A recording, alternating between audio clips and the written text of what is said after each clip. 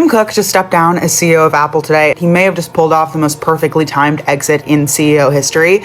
So he took over from Steve Jobs when everyone said that the company was cooked. He turned a $350 billion company into a $4 trillion one. And then he just walked out the door at peak valuation right before Tim had to answer for why Apple, the company that won't even let you use a non-Apple charger, is now running the AI from Google, OpenAI, Anthropic, and inside Siri. Here is the Tim Cook story broken down. When Steve Jobs died in October 2011, 6 weeks after handing Cook the CEO title, the tech industry assumed that Apple was finished as an innovating company. Cook was the opposite of Jobs in almost every way that seemed to matter.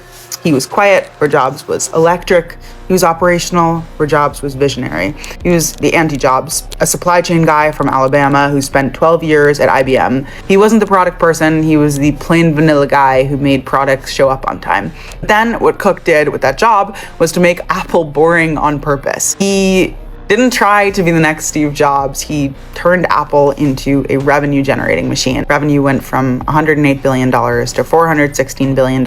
Just like he made products show up on time, he made money show up. Market cap went from $350 billion to $4 trillion. That is, check my math, 1,000% return.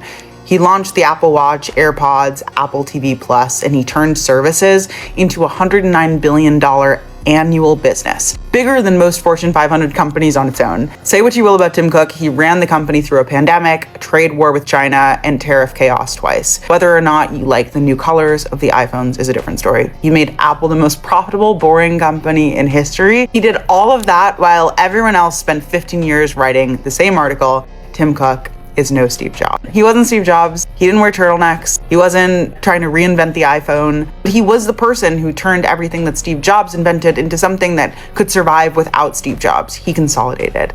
That is a different skill and might even be a harder one. But Apple missed out on AI, which is kind of like missing the gold rush when you're already in California. Cook stood on stage in September 2024 and he promised that Apple Intelligence was coming. The market believed him. Then the iPhone 17 launched last September with barely an AI feature. Milestone after milestone kept passing. AI kept passing Apple by. The operating system update still hasn't fully delivered on AI. Key researchers have left. And then earlier this year, Apple did something that it almost never does, which is it went to a competitor. It signed a multi-year deal with Google to let Gemini power Siri. Apple, which is the company that spent 2 decades building the most closed ecosystem in technology, notorious gatekeeper, they are now running a competitor's AI as the brain of its own assistant. That's a pretty major concession coming from them. I'm going to tell you about the new guy, so just wait a second. But note the timing. Cook downplayed retirement rumors literally last month when he told Good Morning America, I can't imagine life without Apple. I guess he meant that he's never going to switch to an Android, because today he's leaving at a $4 trillion valuation before the AI problem becomes his problem. As executive chairman, he gets to keep the job he's actually best at,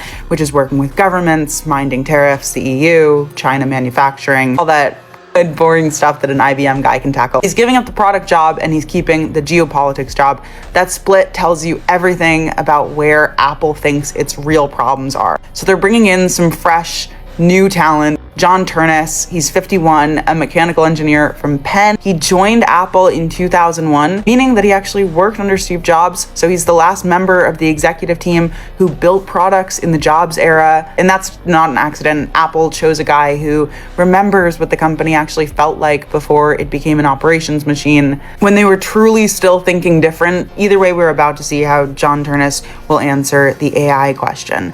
The big question that Tim Cook did not want to answer, which may define the next decade or more of Apple's legacy. For what it's worth, the stock barely moved on the announcement. After hours, Apple slipped less than 1%. So the man who ran the most valuable company on earth for 15 years stepped aside, and the market essentially said, we expected that. It's kind of a tell. Cook built Apple into a machine that was so stable, even losing the person who built it up like that doesn't break it. But John Ternus starts his new post on September 1st. So I guess we will check back in then and watch the charts.